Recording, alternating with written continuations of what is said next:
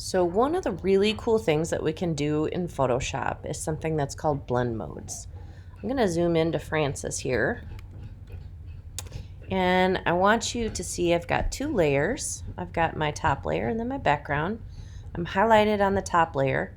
And this right here is called a blend mode. If I click on it, I've got a whole bunch of different options. And you can see what happens as I scroll down here. What's happening is that top layer of her image is actually interacting with what's underneath. So you can create some really cool effects just by playing around with these blend modes. Sometimes they get really light and you can't even see them, so you got to make sure you're choosing some decent colors. And then quick note, if you choose to use dissolve, you can see around the edges how it makes it rough. If you want to see more of a dissolve effect like that, all you have to do is change the opacity. It would then affect the entire image. One thing to note is that you can only apply one type of blend mode per layer, so it just makes a difference in that aspect. The other places you can find blend modes happen to be within, for instance, the paintbrush. So if I choose a new layer and I'm on that new layer, I've got my paintbrush. Notice the color that I have here. If I take a look up along the top, of course I have a whole bunch of different brushes here I can try. Here's where that blend mode shows up. So if I just draw normally with that color selected, that's what happens. Now if I choose, let's say I choose difference, I'm still on that layer and I go and I do a click and drag over it. It is interacting with what is on that layer specifically.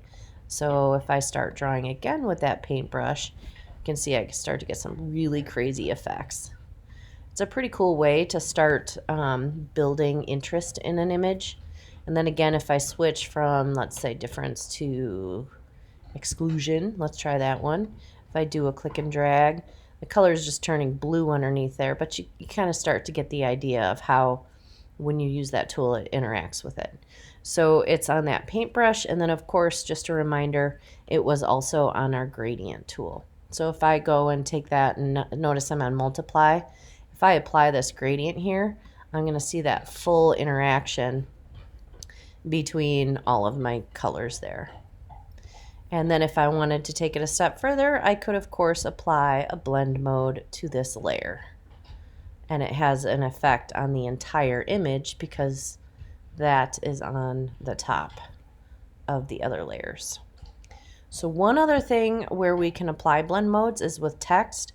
And so with the type tool, if I choose to type some text here, I'm just gonna leave it at that lorem ipsum, some dummy text, if you will. I'm gonna apply a bit of a bolder font so we can, well, that's not,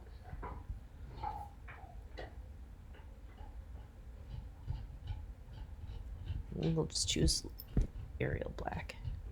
All right, notice that I have it in white. I'm gonna go ahead and put a color on it.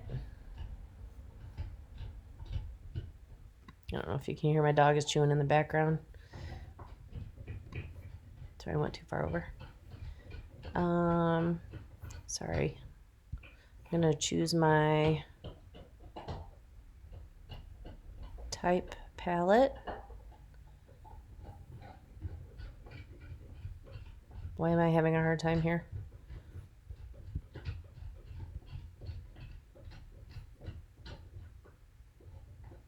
Seriously?